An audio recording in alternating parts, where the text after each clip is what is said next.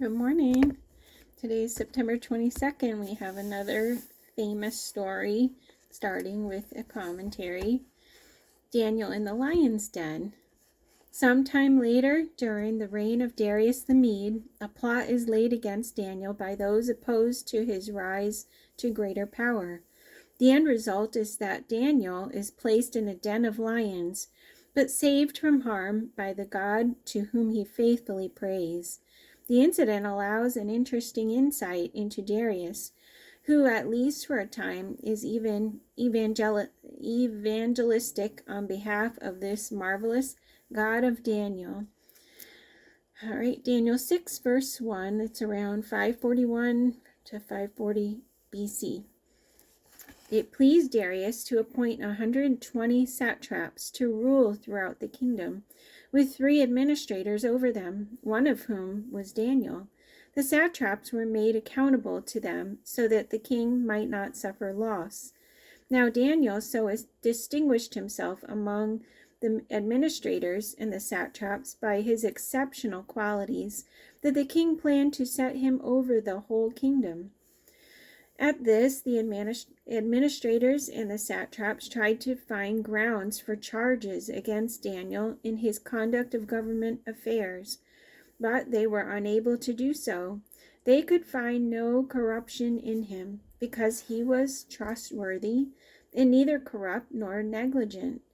Finally, these men said, "We will never find any basis for charges against this man Daniel unless it has something to do with the law of his God."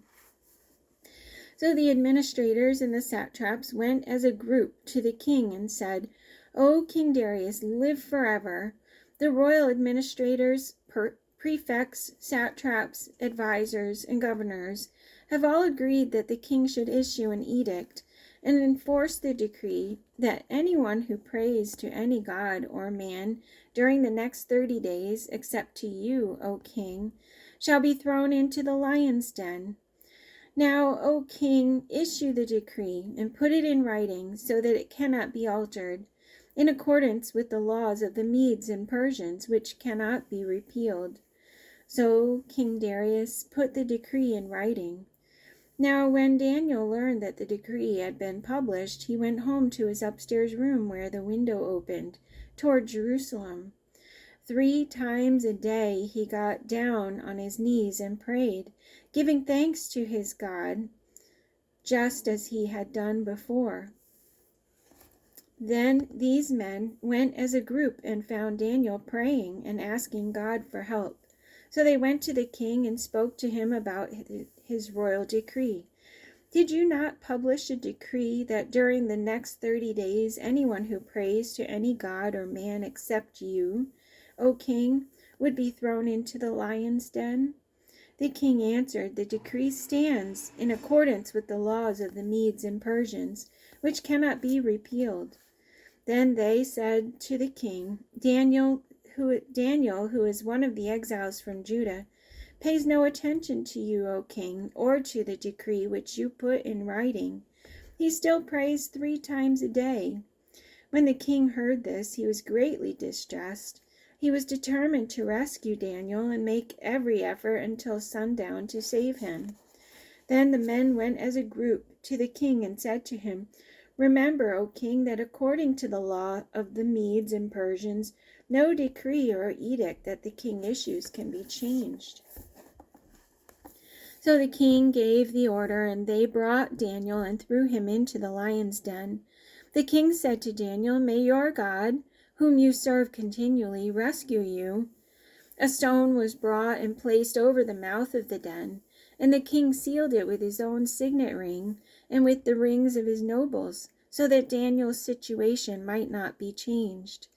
Then the king returned to his palace and spent the night without eating and without any entertainment being brought to him, and he could not sleep. At the first light of dawn, the king got up and hurried to the lion's den. When he came near the den, he called to Daniel in an anguished voice, "Daniel, servant of the living God, has your God, whom you serve continually, been able to rescue you from the lions?" Daniel answered, O king, live forever. My God sent his angel, and he shut the mouths of the lions. They have not hurt me, because I was found innocent in his sight. Nor have I ever done any wrong before you, O king. The king was overjoyed and gave orders to lift Daniel out of the den. And when Daniel was lifted from the den, no wound was found on him, because he had trusted in his God. At the king's command, the men who had falsely accused Daniel were brought in and thrown into the lion's den, along with their wives and children. And before they reached the floor of the den, the lions overpowered them and crushed all their bones. Then King Darius wrote to all the peoples, nations, and men of every language throughout the land, May you prosper greatly. I issue a decree that in every part of my kingdom people must fear and reverence the God of Daniel. For he is the living God, and he endures forever. His kingdom will not be destroyed. His dominion will never end. He rescues and he saves. He performs signs and wonders in the heavens and on earth. He has rescued Daniel from the power of the lions.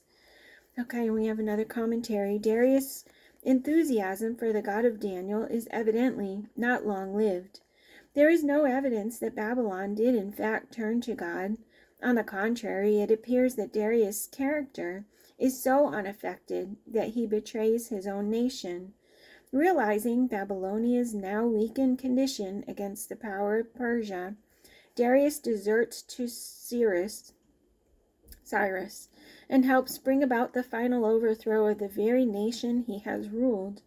Since Nabonidus has gotten into such a drunken state while in exile that he cannot raise a defense, Cyrus walks into Babylon without any opposition and is hailed as King of Babylonia. So ends the power of the great Babylonian Empire, just as the prophets had foretold. Never again will it rise to a position of great power. Concurrent with the change of rule in Babylon, Daniel leaves the palace and his position of governmental prominence. Daniel 1:21. And Daniel remained there until the first year of King Cyrus. Short commentary. And yet, apparently, Daniel finds favor under the new Persian government as well. Daniel 6:28. So Daniel prospered during the reign of Darius and the reign of Cyrus the Persian. Short commentary. What Daniel does from this point on is unknown, but presumably he remains in Babylon. He will be heard from again after a period of 2 or 3 years. And I just had a couple thoughts. That's it for today. But yeah, it was only a month that Daniel needed to chill out, maybe not be seen, but he chose to be seen in his window doing the things that he knew would honor God, which I find interesting. I don't know if I could do that, if I would be brave enough, as Daniel was. Otherwise, I think that's all for my thoughts on that. Next we get into Ezra.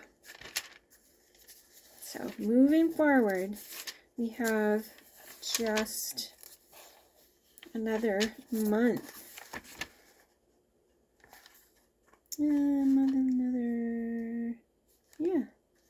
About another month till the hero steps in, which I'm very excited about.